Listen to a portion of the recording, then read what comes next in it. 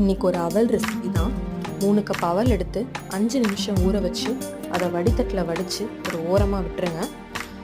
வடை சட்டியில் எண்ணெய் ஊற்றி கடுகு, கடலைப்பருப்பு, உளுந்து எல்லாம் போட்டு கருவேப்பிலை, பச்சை மிளகா, வெங்காயம் எல்லாம் வதக்கி 2 ஸ்பூன் திருவின தேங்காய் போட்டு வதக்கி ஒரு ஓரமாக வச்சுருங்க.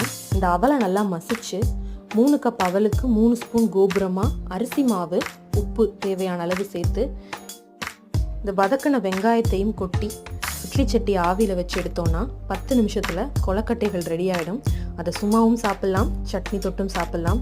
இல்லை டிஃப்ரெண்ட்டான ஃப்ளேவரில் வெங்காயம், தக்காளி எல்லாத்தையும் ஸ்மாஷ் பண்ணி 1 ஸ்பூன் மிளகாத்தூள் போட்டு நல்லா வதக்கி லைட்டாக உப்பு போட்டு தண்ணி ஊற்றி ஒரு கொதி வரும்போது இந்த பால்ஸை போட்டு கிளறி எடுத்திங்கன்னா சூப்பர் டேஸ்டியான ஸ்நாக் இல்லைனா பிரேக்ஃபாஸ்ட் எதுனாலும் சாப்பிட்லாம். சும்மா டேஸ்ட்டாக இருக்கும். கொத்தமல்லி இலைகள் தூவி பரிமாறலாம். தேங்க்யூ.